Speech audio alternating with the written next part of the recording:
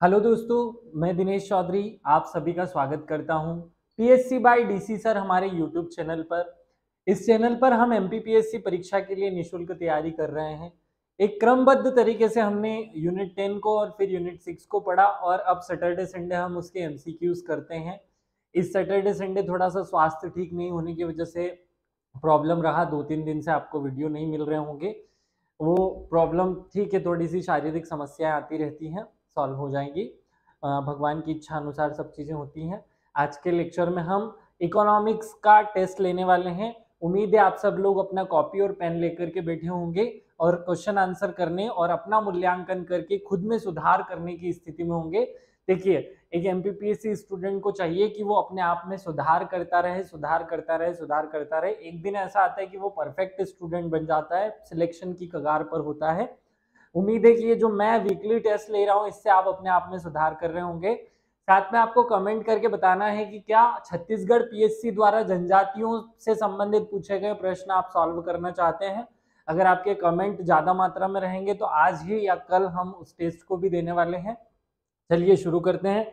सबसे पहले भगवान श्री गणेश का नाम लेकर श्री गणेशाय नमः बोलते हुए और मेरे शिक्षक श्री सुरेश पटेल सर को याद करते हुए आगे बढ़ते हैं। आपकी स्क्रीन पर पहला प्रश्न है। उम्मीद है आप सब लोग कॉपी और पेन लेकर बैठे होंगे और मेरे साथ क्वेश्चन आंसर करते रहे, सॉल्व करते जाएंगे। पहला प्रश्न है 43वां, पहला प्रश्न है 43वां आसियान शिखर सम्मेलन कहाँ आयोजित किया गया था। बहुत इंपॉर्टेंट पॉइंट है ये। 43वां आसियान शिखर सम्मेलन, आसियान शिखर सम्मेलन ये कहां पर आयोजित किया गया था। चार ऑप्शन है, नई दिल्ली, फिलीपींस, इंडोनेशिया और कंबोडिया। फटाफट आंसर कीजिए कि कहां आयोजित किया गया था। जिन लोगों, थोड़ी सी जल्दी जल्दी करना है आपको क्योंकि हम लंबा नहीं खींचना चाहते वीडियो। इंडोनेशिया में हुआ था। जिन लोगों ने सी आंसर किया है उनका आंसर सही है। आगे बढ़ते हैं। नेक्स्ट क्वेश्चन आपकी स्क्रीन पे है। सेकेंड प्रश्न, द्वितीय विदेश व्यापार नीति 2023 के अंतर्गत एमनेस्टी योजना किसको राहत पहुंचाने के लिए शुरू की गई थी। आप सब लोग जानते हैं कि हमारी जो विदेश व्यापार नीति है वो 2020 में खत्म हो गई थी और उसको हमने कोविड की वजह से 2030 में नई नीति को अपनाया। 1 अप्रैल 2023 से हमारी जो नई नीति आई है उसमें एक योजना है जो है एमनेस्टी योजना। ये एमनेस्टी योजना किसे लाभ पहुंचाती है। फटाफट आंसर कर लीजिए। ए बी सी डी आपको आंसर करना है। जिन लोगों ने बी आंसर किया है निर्यातकों को, उनका आंसर सही है। ये योजना निर्यातकों को लाभ पहुंचाने के लिए लाई गई थी। आगे बढ़ते हैं। तीसरा प्रश्न आपकी स्क्रीन पे है, बहुत सरल प्रश्न है। भारतीय जीवन बीमा निगम LIC अर्थात LIC life insurance corporation of India, बड़ी ही इसके बारे में बहुत चर्चाएं रही इस वर्ष। इस कंपनी के बारे में प्रश्न पूछने के चांस बहुत अधिक हैं। आपको बताना है कि इसकी स्थापना कब हुई थी। स्थापना में सब में 1956 कॉमन है।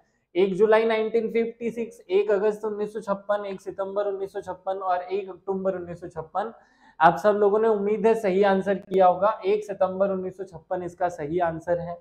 आगे बढ़ते हैं। नेक्स्ट क्वेश्चन आपकी स्क्रीन पे है, सारथी मोबाइल एप्लीकेशन किसके द्वारा लॉन्च किया गया। देखिए, जो सारथी नाम का एप्लीकेशन है एक महत्वपूर्ण एप्लीकेशन में काउंट होता है। तो ये जो एप्लीकेशन है ये किसके द्वारा लॉन्च किया गया है ये आपको बताना है।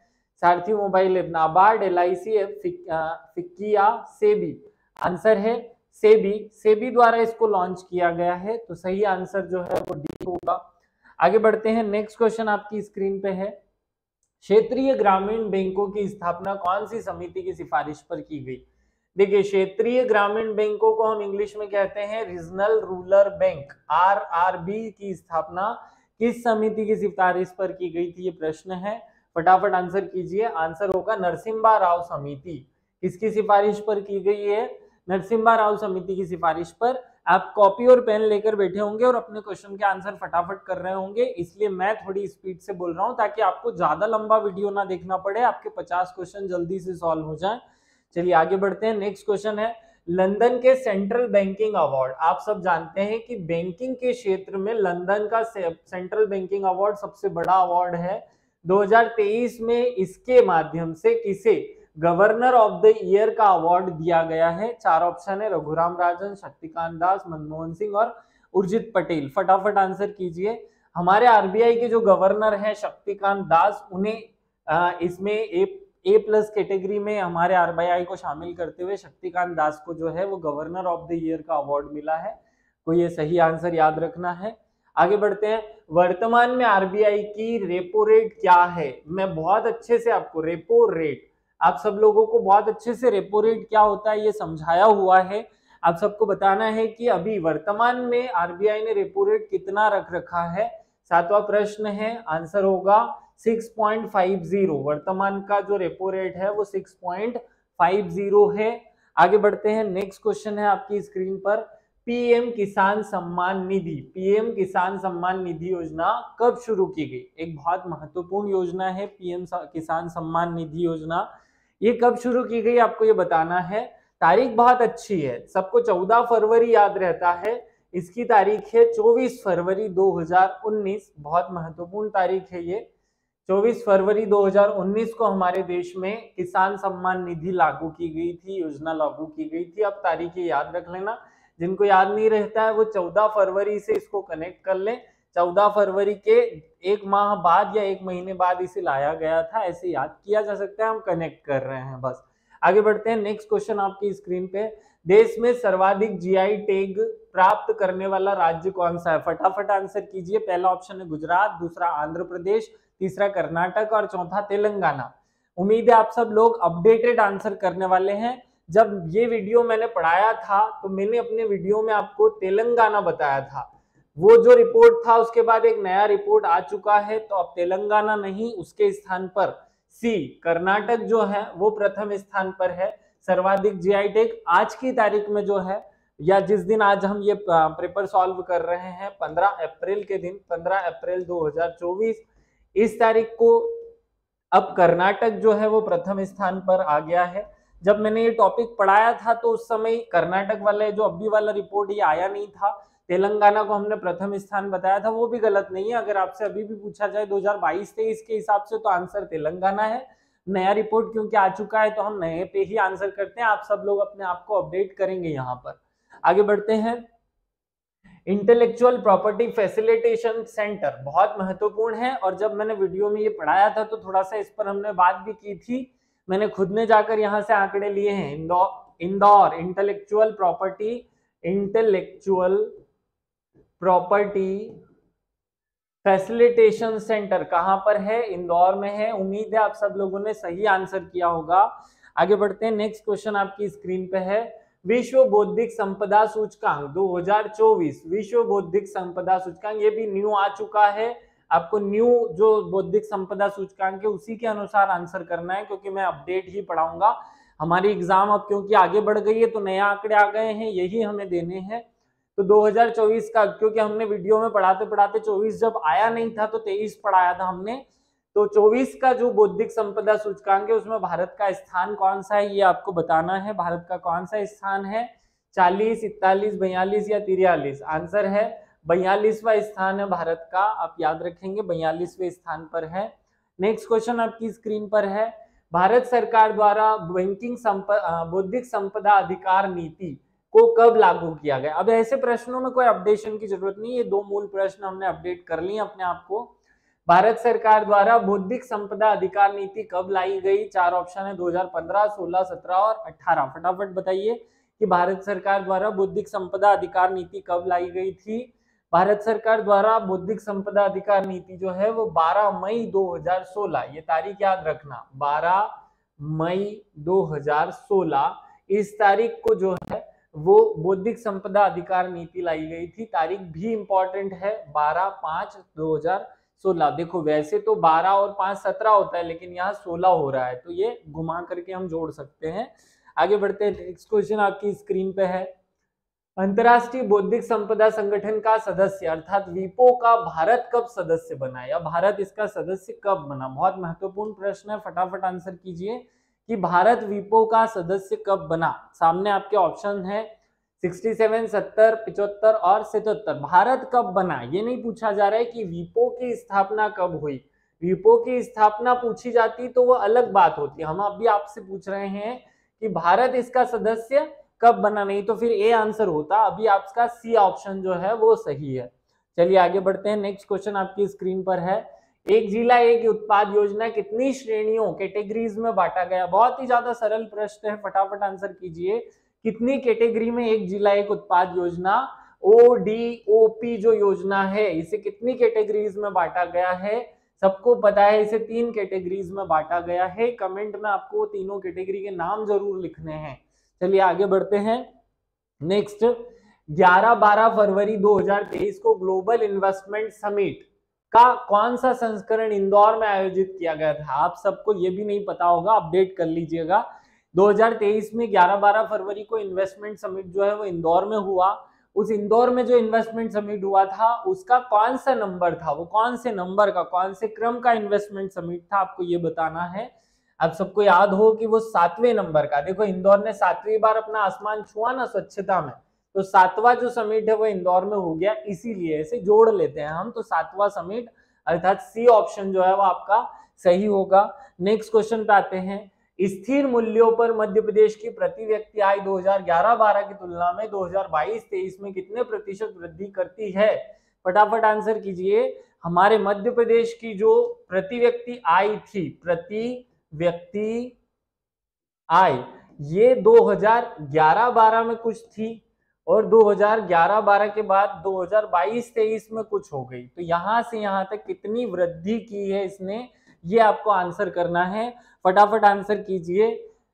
34%, 42%, 56 या 68.9, इसका आंसर है डी, 68.9% वृद्धि जो है वो की गई है।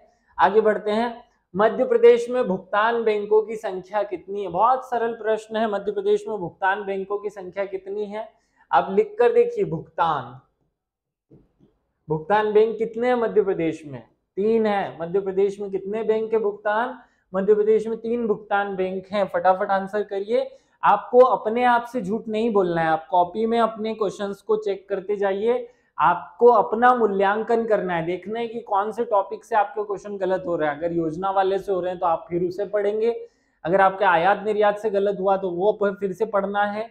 अगर आपका सतत विकास गलत होता है तो वहां से पढ़ना है। जो टॉपिक गलत हो रहा है उसे फिर से निकालना है। मध्य प्रदेश मिशन अमृत सरोवर का क्रियान्वयन में कौन सा स्थान है। एक मिशन है, मिशन अमृत सरोवर, नाम क्या है, मिशन अमृत सरोवर।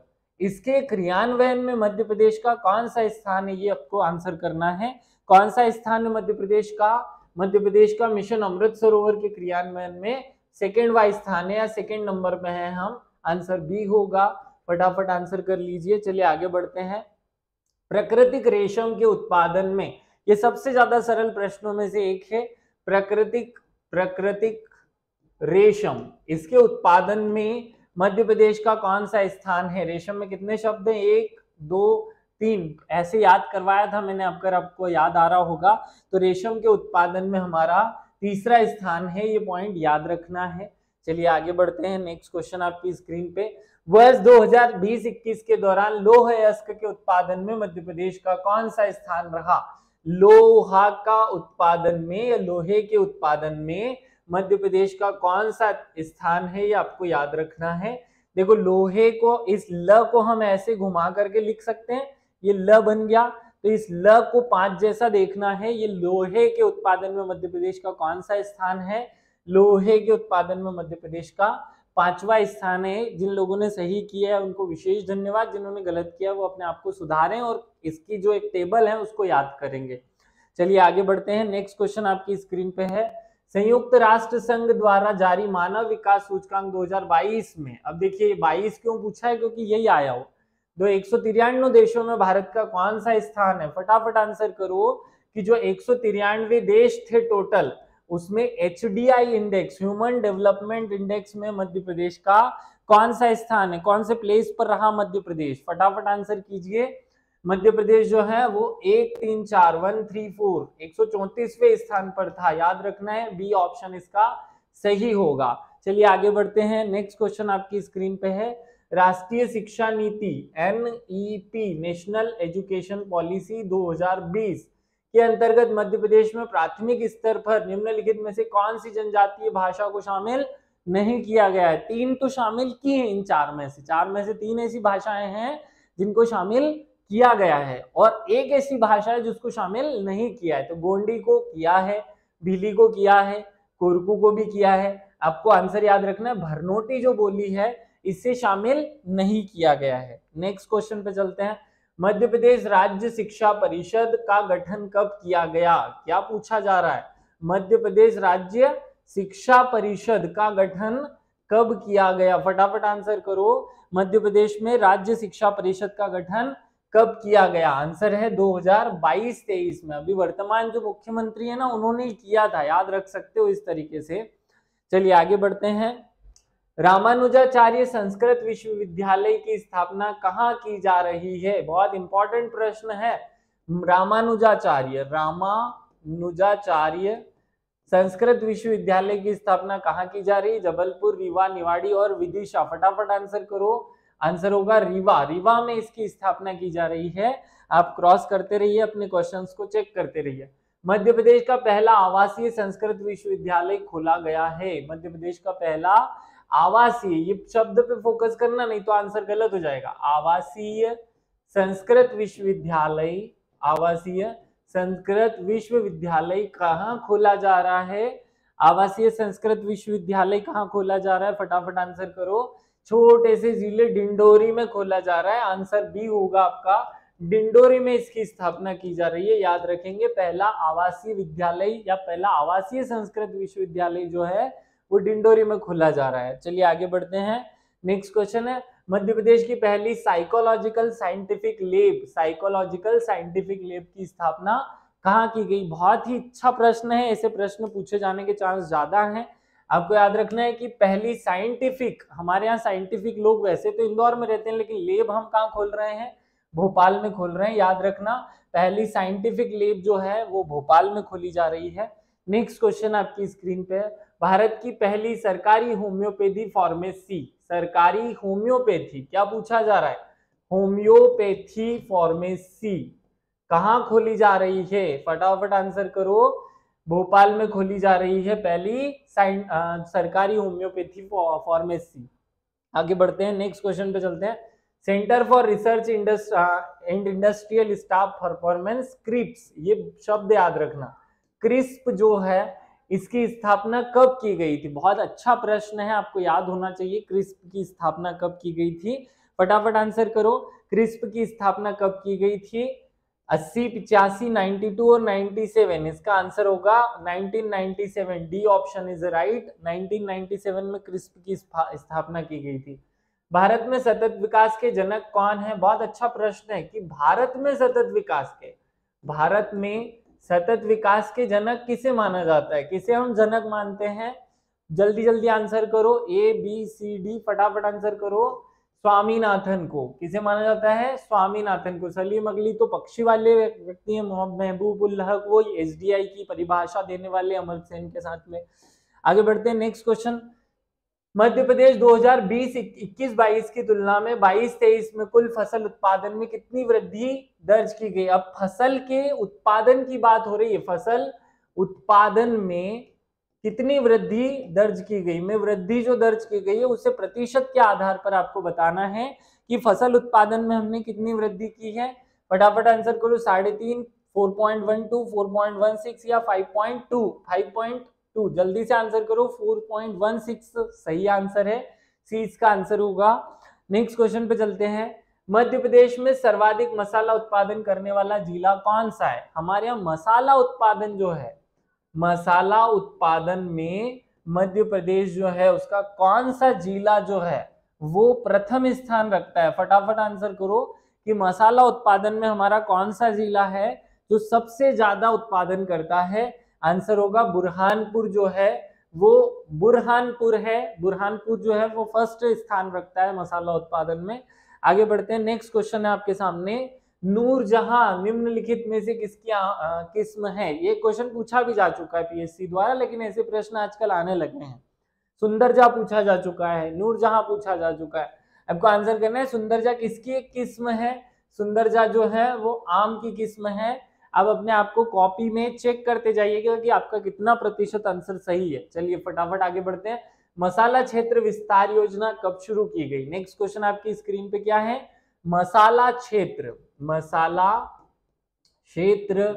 विस्तार योजना कब शुरू की गई? विस्तार योजना कब शुरू की गई थी? ये योजना फटाफट आंसर करो कि मसाला क्षेत्र उत्पाद योजना कब शुरू की गई। देखो मसाला जो है ना वो एक एक इंपॉर्टेंट है, एक एक मसाला हमारे लिए इंपॉर्टेंट है। तो एक 2011 में इसको शुरू किया गया था। आंसर होगा 2011। नेक्स्ट क्वेश्चन पे चलते हैं। PM micro food upgradation scheme, बहुत अच्छी स्कीम थी। माइक्रो फूड अपग्रेडेशन स्कीम ये कब आई थी? फटाफट आंसर करो कि ये योजना कब लाई गई थी? माइक्रो फूड अपग्रेडेशन योजना, जल्दी से आंसर करो। आंसर है 2020। सी ऑप्शन सही है, 2020 में लाई गई थी ये योजना। आगे बढ़ते हैं। नेक्स्ट क्वेश्चन है 2020-21 के दौरान मध्य प्रदेश में प्रति व्यक्ति अंडे का उत्पादन या अंडे की उपलब्धता जो है वो कितनी रही? 28, 30, 32 या 35? फटाफट आंसर करो। आंसर होगा 32। देखो हमारे मुंह में कितने दांत होते हैं? 32। तो बस 32 ही दांत और 32 ही अंडे, अंडे जैसे फूट जाएंगे दांत, ऐसे याद रख लो, जोड़ लो अंडे से दांतों को तो याद रह जाएगा। आगे बढ़ते हैं। मध्य प्रदेश का औद्योगिक विकास में कौन सा स्थान है? फटाफट बताओ कि मध्य प्रदेश का औद्योगिक विकास में कौन सा स्थान है भाई मध्य प्रदेश का? फटाफट आंसर करो कि मध्य प्रदेश औद्योगिक विकास की दृष्टि से कौन सा स्थान रखता है? 5वां, 7वां, 8वां या 9वां? आंसर है 7वां स्थान रखता है मध्य प्रदेश। चलिए आगे बढ़ते हैं। नेक्स्ट, मध्य प्रदेश सरकार द्वारा स्टार्टअप नीति कब लाई गई? बहुत इंपॉर्टेंट नीति है स्टार्टअप नीति। कब लाई गई थी ये नीति? फटाफट आंसर करो। स्टार्टअप नीति मध्य प्रदेश सरकार द्वारा कब लाई गई? फटाफट आंसर कर लो। मध्य प्रदेश सरकार द्वारा 2022 में स्टार्टअप नीति लाई गई है। कब लाई गई है? 2022 में। चलिए आगे बढ़ते हैं। नेक्स्ट क्वेश्चन आपकी स्क्रीन पे है। 2021 की तुलना में 2022 में मध्य प्रदेश में धार्मिक पर्यटन में पर्यटकों की संख्या में कितनी प्रतिशत वृद्धि हुई?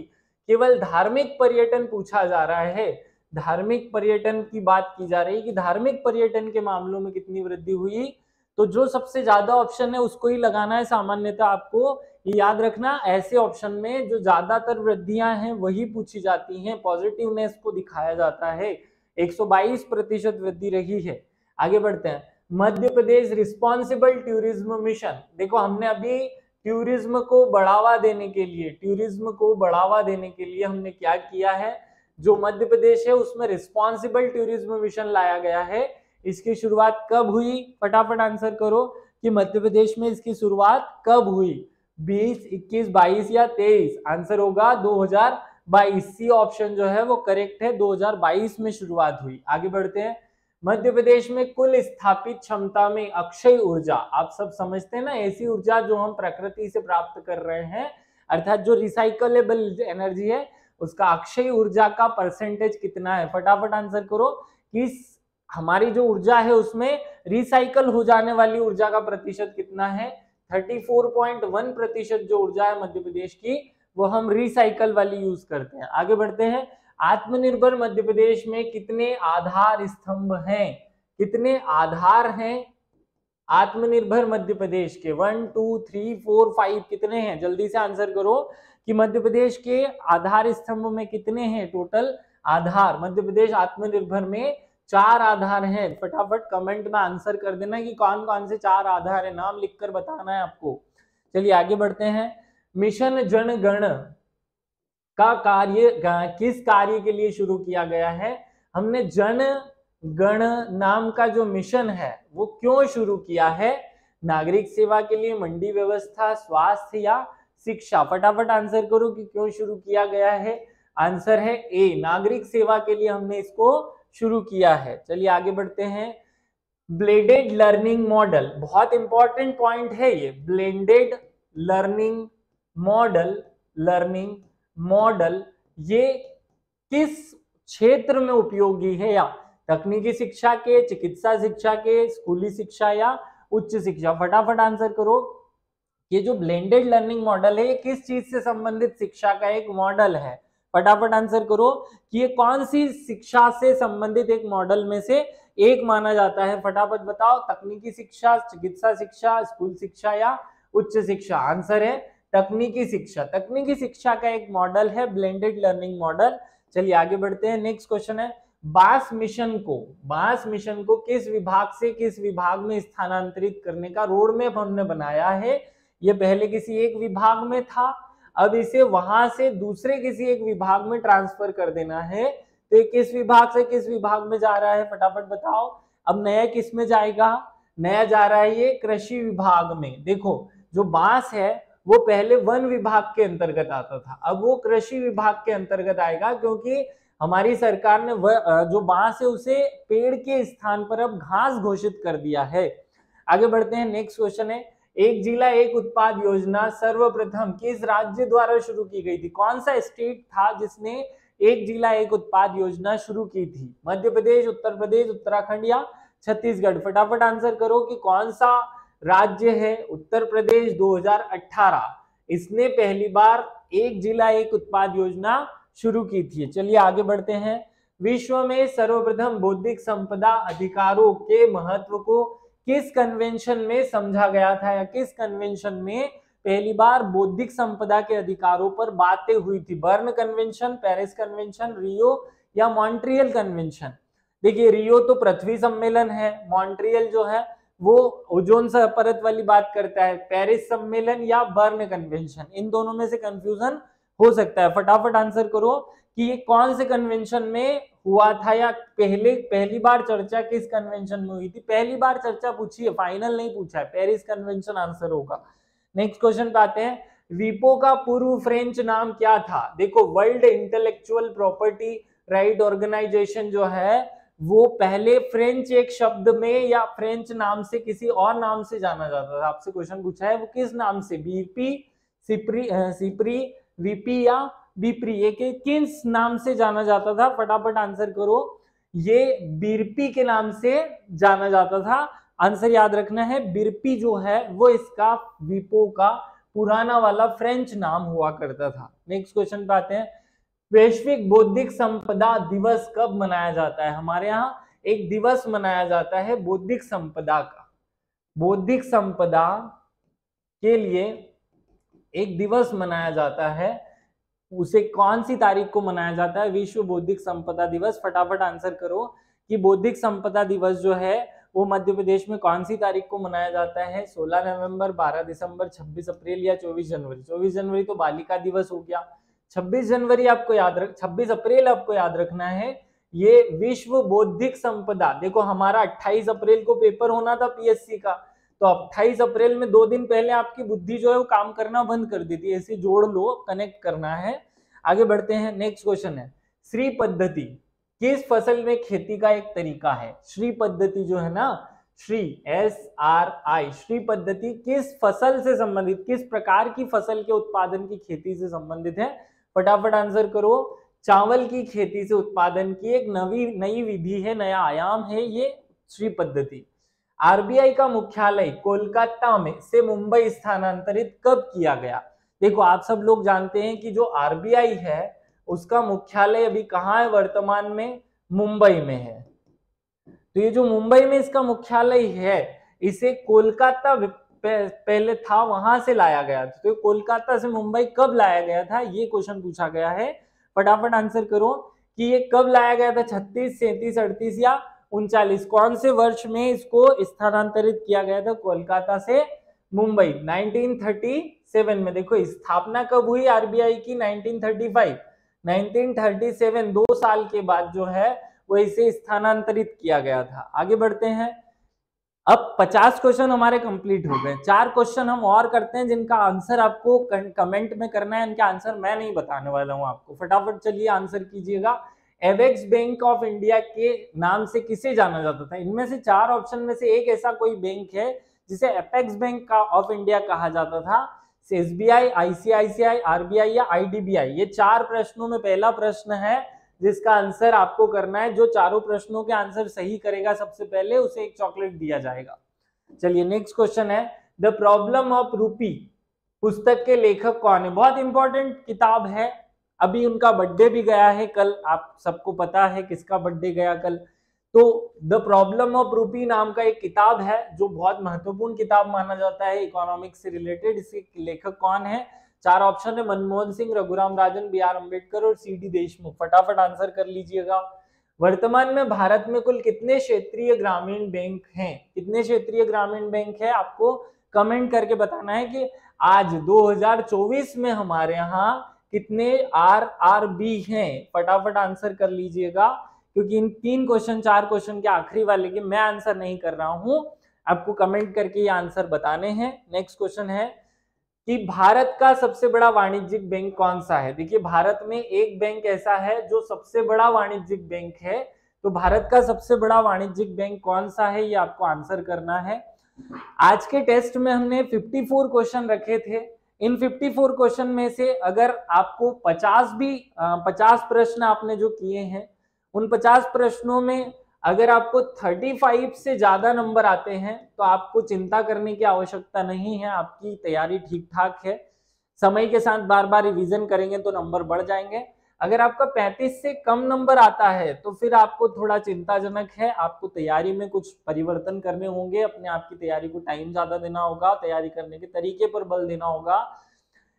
साथ में मैंने आपको कहा था कि कमेंट करके बताना है कि क्या आप लोग छत्तीसगढ़ की एमपीपीएससी में जनजातियों से संबंधित क्वेश्चन जो पूछे गए हैं उनको आंसर करना चाहते हैं। अगर आप टेस्ट देना चाहते हैं तो हम एक लाइव टेस्ट उसके लिए आयोजित करेंगे।